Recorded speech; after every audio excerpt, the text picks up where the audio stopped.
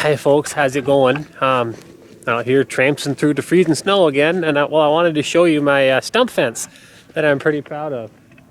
You can see that there. It's only maybe 50 feet long, but just up there along the neighbor's old pasture fence here.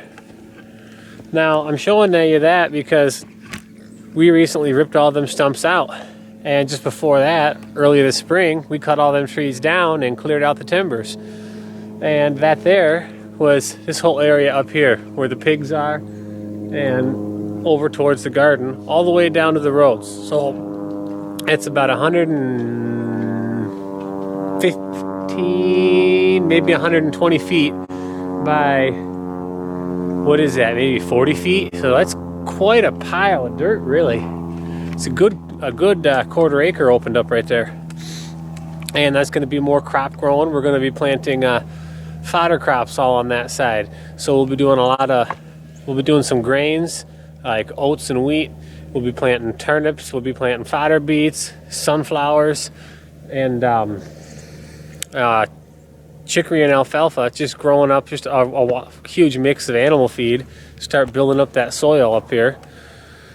But so wanted to talk a little bit about clearing land, kind of how that works. Back here, that's what it looked like over here on this other side before I started working on it. A lot of them were bigger than this one too. See how big that booger is, stupid thing. Talk about a pain to get rid of. Anyway, so how do you clear land? I mean, you can pay for someone to have it done. Land clearing is, right now, I keep hearing estimates of around $5,000 an acre, but from my looking into it, at least with the kind of land we had, it was much more like 10 to 12 grand an acre for what they were talking about. I mean, this area, this side of the woods here is pretty sparse, really, because we've been keeping it cleared out over the past years. When you have a lot of old growth trees like that, it gets expensive. You know, this whole walking outside with a camera thing, holding it at funky angles in the slippery snow, a little bit treacherous. Anyways, clearing land out here. Boy, this is already looking more clear. We've been cutting trees down more here. I determined I had to really do it myself because I couldn't afford to pay $10,000+ for an acre of clearing land, especially when I was basically flat broke at the time. So, well, the problem is a lot of the trees were leaning towards the house. Like some of those ones there, slightly leaning towards the house or leaning towards the power lines. That gets tricky. But the basics of clearing the land out here, I mean, get yourself and get a couple of friends with some chainsaws. Come out there and start dropping trees, cut them up. You know, one of the things I did, I found some guys who wanted to have some firewood. A lot of folks around here burn wood for heat. I don't. I found a couple guys who wanted wood, and I told them, cut all you want, take all you cut. So we got little piles all over here of wood they've been cutting. Dropped probably 15 trees last weekend out here. And they're gonna attempt to finish clearing out this whole half acre back here. All of that there. Sometime this winter. But yeah, we're in the process of clearing this all out too. So as far as equipment for taking out trees, if you got trees like these, I mean, lots of oaks, doesn't look huge until you come up next to it. Now it looks bigger all of a sudden. You know, these are impractical to take down with an axe. That just is. I took down dozens of large poplar with an axe. I got some massive ones out here, but these oaks are just too tough. I mean, if you got smaller trees, you know, small little things, just axe them. It's a piece of cake. But for them big ones, get a chainsaw or get some friends with chainsaws. It really helps if you got a truck or a tractor and a nice long 150-foot bull rope. That's a type of tree felling rope. They have little stretch at all to them. They're real stout.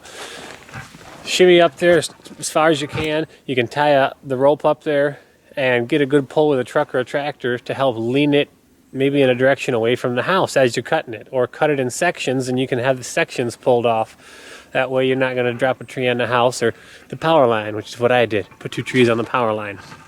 That was bad. That got costly. Anyway, for clearing the land here, I mean, I'm not using a tractor. I don't even have a truck. I used my minivan to pull the stumps out. Got the trees cut down over last winter, finished it by last spring, this past spring, and I just let the stumps set. We got them ripped out over the summer after the roots kind of softened up, just dug around, ripped them out. Then just chained them up behind the minivan with a trailer hitch. Go ahead and pull them as soon as the first light snow fell, which is the old logging trick. With a light snow, you still have good traction, but the logs and stumps, they skid real easy across the snow. So we just used the minivan to drive around and pull all the stumps out. Then I paid a friend across town here a couple $100 to come in with his tractor and bucket and just kind of smooth in the craters a little bit. So that's the bulk of the land clearing. Other than that, it's just, I mean, it's me, my shovel, my minivan, an axe to chop tree roots, and just keep working at it, really. I mean, it takes a while. You know, if you're clearing out forest like this, you don't really have to take the stumps out for quite some time for most homestead applications, even if you want to grow.